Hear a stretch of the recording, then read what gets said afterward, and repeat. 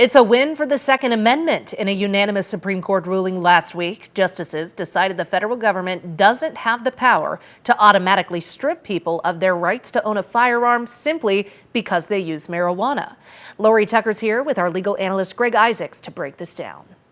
Greg, thank you for coming in. Lori, it's good to be here. The court siding with the Texas man who was prosecuted for possessing a gun at home while admitting to using marijuana. Let's talk about what the Supreme Court said about that. I want everybody to be clear. It is very hard to get the U.S. Supreme Court to grant a writ of certiorari, that is to hear a state case.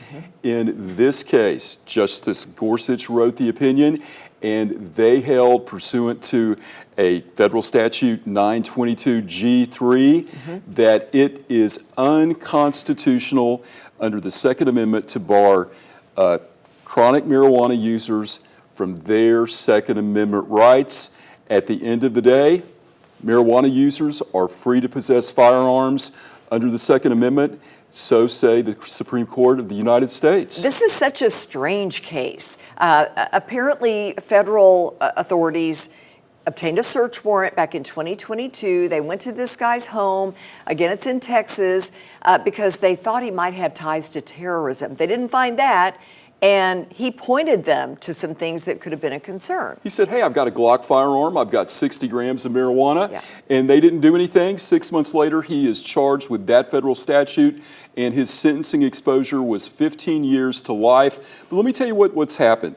Under this Supreme Court, the Second Amendment has really grown in strength. The Bruen case, if you're a Second Amendment fan, read it. It talks about our founding fathers, how it is a bad public policy to disarm or allow the government to disarm any class of individuals. Talks about our heritage. I mean, really how the founding fathers and firearms were synonymous.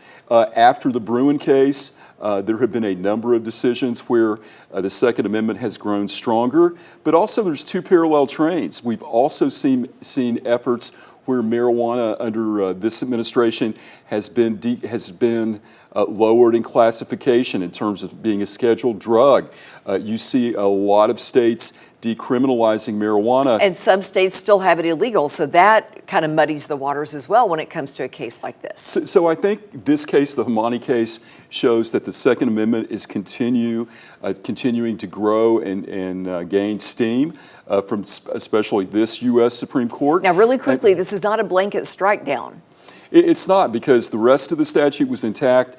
If you are a dangerous offender, you still are not entitled to have a firearm. Or if you are a quote-unquote drug addict, which we're not sure what that was. But I really like the way Gorsuch, in analyzing the constitutionality of this case, harken back to many of our founding fathers had a tendency to drink too much. He called them drunkards habitual. At one point. Yes. But anyhow, a landmark Supreme Court ruling that showed that marijuana is lessening in terms of its illegality, and that the Second Amendment is gaining strength. All right. So interesting day for SCOTUS. Absolutely. Greg, thank you. Good to be here.